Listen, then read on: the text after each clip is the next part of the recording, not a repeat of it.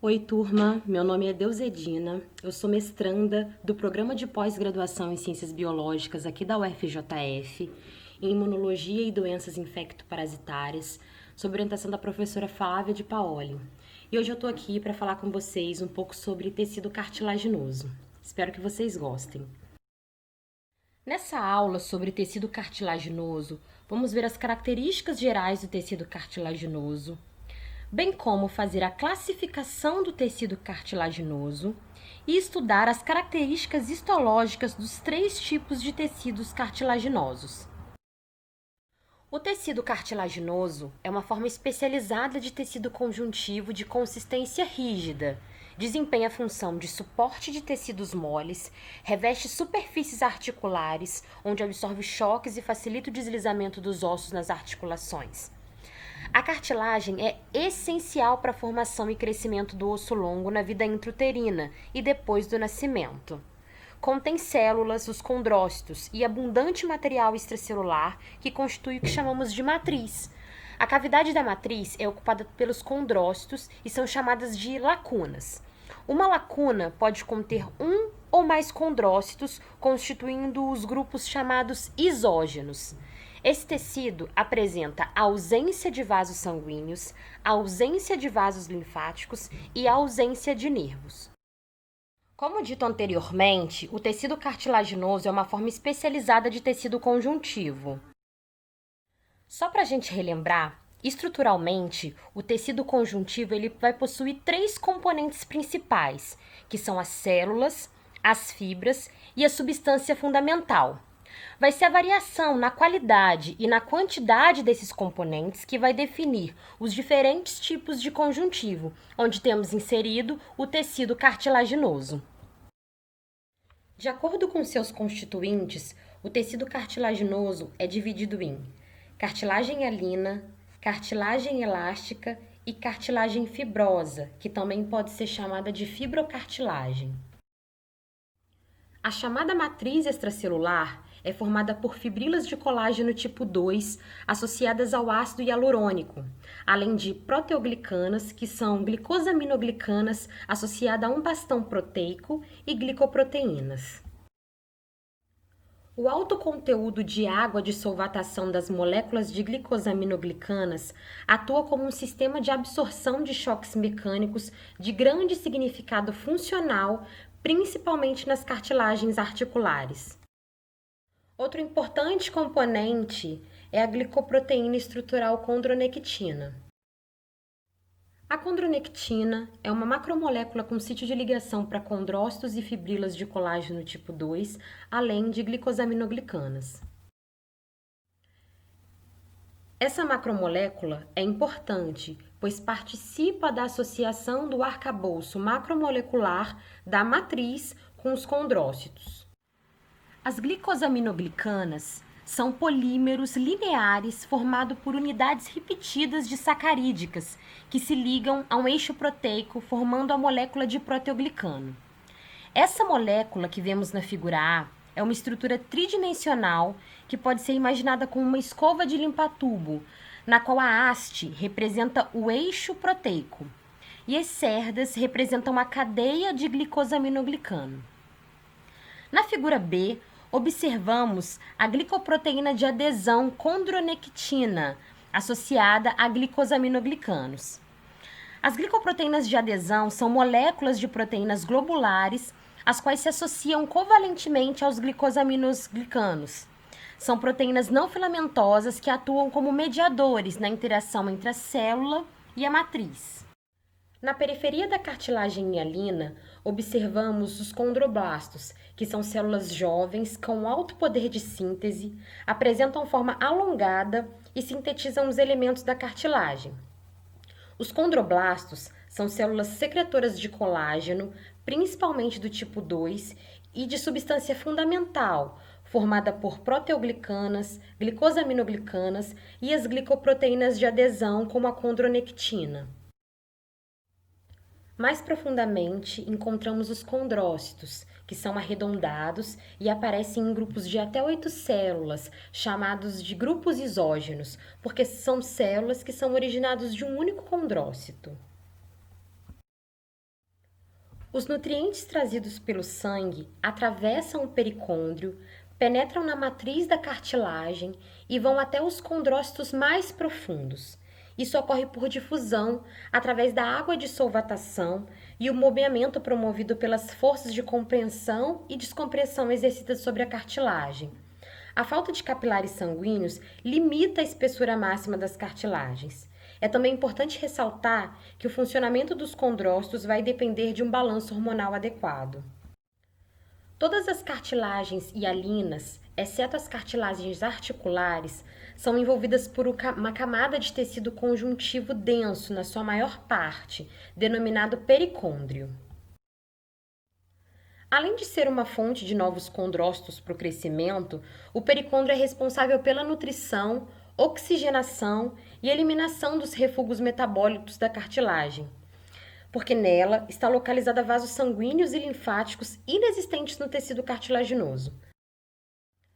O pericôndrio é formado por tecido conjuntivo muito rico em fibras de colágeno tipo 1 na parte mais superficial, conhecido como pericôndrio fibroso, porém gradativamente mais rico em células à medida que se aproxima da cartilagem, região conhecida como pericôndrio celular. Na figura, é possível observar um corte histológico de cartilagem hialina. As células achatadas na periferia correspondem aos condroblastos e as células arredondadas ao centro da cartilagem correspondem aos condrócitos. As células do pericôndrio são semelhantes aos fibroblastos, porém, as situadas mais próximas à cartilagem podem se multiplicar por mitose, caracterizando-se assim como condroblastos. Na imagem, é possível observar vários dos pontos já discutidos, como os condrócitos, o núcleo dos condrócitos, as lacunas, os grupos isógenos dos condrócitos, além da matriz. No embrião, os esboços das cartilagens surgem no mesênquima. A primeira modificação observada é o arredondamento das células mesenquimatosas. As células que se formam são os condroblastos, que em seguida começam a sintetizar matriz, o que afasta essas células uma das outras. A diferenciação das cartilagens se dá do centro para a periferia, de modo que as células mais centrais já apresentam as características de condrócitos, enquanto as mais periféricas são condroblastos típicos. O mesênquima superficial vai formar então o pericôndrio. Na imagem, é possível observar todas essas fases da histogênese, com a formação do mesênquima com condroblastos. Na figura B, temos o arredondamento das células. Na figura C, o afastamento dessas células. E na D, já é possível observar os grupos isógenos formados por condrócitos. O crescimento da cartilagem deve-se a dois processos. O crescimento intersticial, por divisão mitótica dos condrócitos pré-existentes, e o crescimento aposicional, que se faz a partir das células do pericôndrio. Nos dois casos, os novos condrócitos formados logo produzem fibrilas colágenas e substância fundamental, de modo que o crescimento real é muito maior do que o produzido pelo aumento do número de células. O crescimento intersticial é menos importante e quase só ocorre nas primeiras fases da vida da cartilagem. À medida que a matriz se torna cada vez mais rígida, o crescimento intersticial deixa de ser visível e a cartilagem passa a crescer somente por aposição. Células da parte mais profunda do pericôndrio multiplicam-se e diferenciam-se em condroblastos, que são adicionados à cartilagem. A parte superficial das cartilagens em crescimento mostra transições entre as células do pericôndrio e os condroblastos. Na imagem, é possível observar como se dá o crescimento intersticial com o processo mitótico e o crescimento aposicional, com as células mais profundas do pericôndrio se diferenciando em condroblastos, enquanto a parte mais superficial apresenta uma transição entre células do pericôndrio e condroblastos. Cartilagem hialina. A cartilagem hialina é o tipo mais frequente encontrado no corpo humano. Forma o primeiro esqueleto do embrião, que posteriormente é substituído por um esqueleto ósseo. Entre a diáfise e a epífise dos ossos longos em crescimento, observa-se o disco epifisário, formado por cartilagem hialina, que é responsável pelo crescimento do osso em extensão. No adulto, a cartilagem hialina é encontrada na parede das fossas nasais, traqueia, brônquios, na extremidade ventral das costelas e também recobrindo as superfícies articulares de ossos longos, compreendendo articulações com grande mobilidade. Na imagem, podemos observar um corte histológico de cartilagem hialina de uma traqueia com aumento de 100 vezes. É possível nitidamente observar a região do pericôndrio e também da cartilagem hialina. Nessa imagem, temos o mesmo corte histológico de cartilagem hialina de traqueia, porém com um aumento de 400 vezes. É possível observar com mais nitidez os condrócitos na parte mais central da imagem e os condroblastos mais na periferia próxima ao pericôndrio.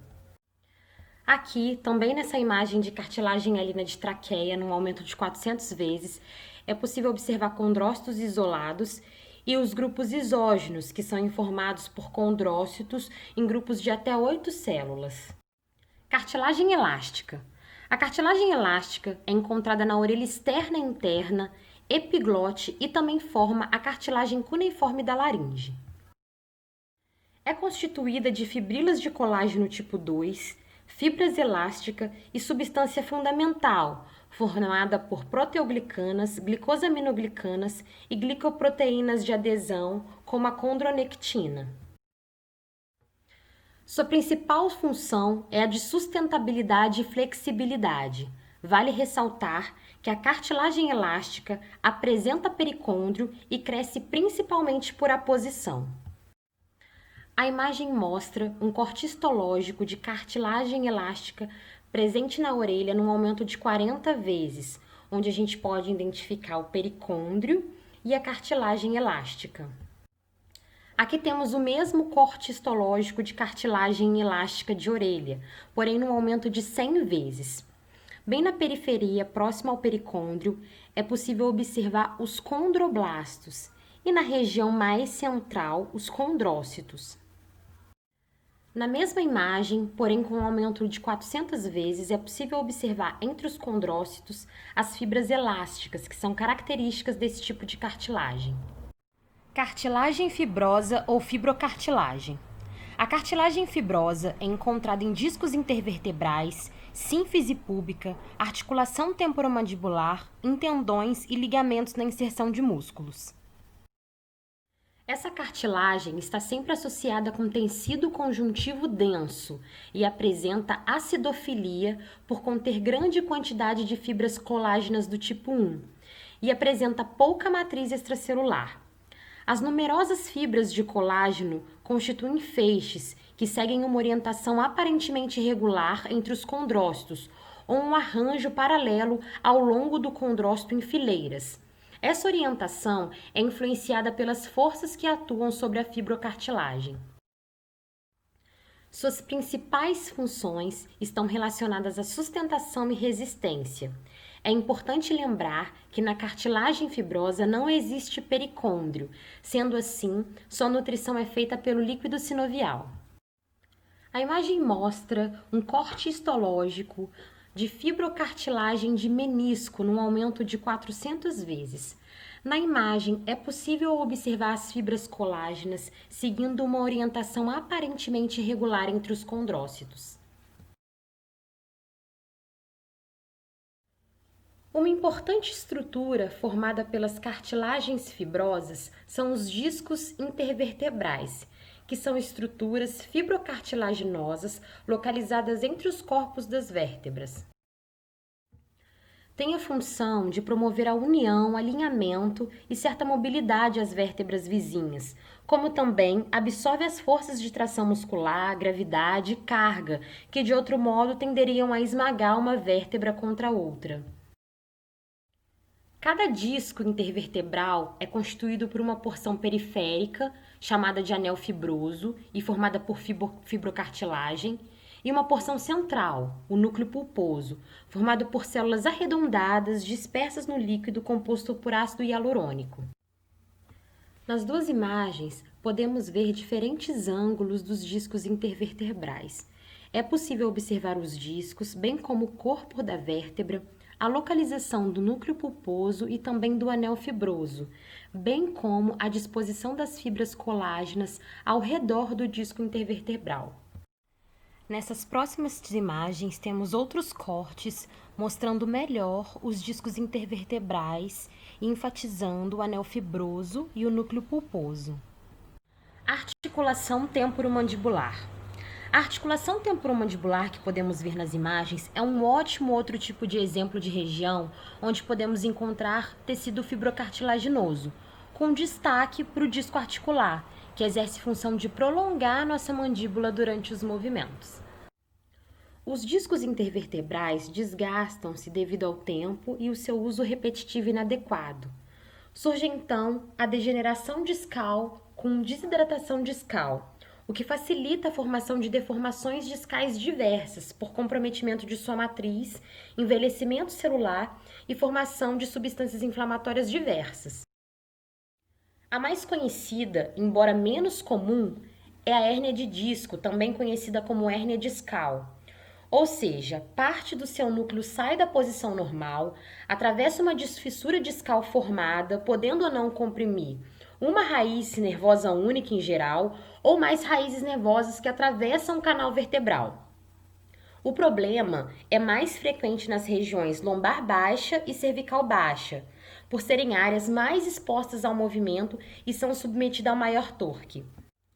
Na imagem, é possível observar um disco intervertebral normal e também um disco intervertebral com hérnia de disco, onde é possível ver o núcleo comprimindo a medula nas duas imagens maiores. Nas imagens, é possível observar as diferenças entre a cartilagem alina, a cartilagem elástica e a cartilagem fibrosa. Nesse quadro, temos um resumo das características das cartilagens. A cartilagem alina é composta por colágeno tipo 2, matriz basófila, condrócitos geralmente em grupos. O pericôndrio é presente em muitos locais, com exceção das cartilagens articulares e epífises. Se localiza nas extremidades articulares de ossos longos, nariz, laringe, traqueia, brônquios, extremidades ventrais das costelas. A cartilagem elástica é rica em colágeno tipo 2 e fibras elásticas, possui pericôndrio e está localizada no pavilhão auditivo, parede dos canais auditivos, tubas auditivas, epiglote, cartilagem cuneiforme da laringe. A fibrocartilagem ou cartilagem fibrosa é rica em colágeno tipo 1, possui matriz acidófila, condrócitos arrumados em fileiras paralelas entre feixes de colágenos associados a tecido conjuntivo, colágeno denso modelado ou cartilagem alina. O pericôndrio está ausente e está localizado em discos intervertebrais, discos articulares, sínfise pubiana e inserções de alguns tendões. Agradeço a todos vocês a atenção, espero que tenham gostado e qualquer dúvida estou à disposição.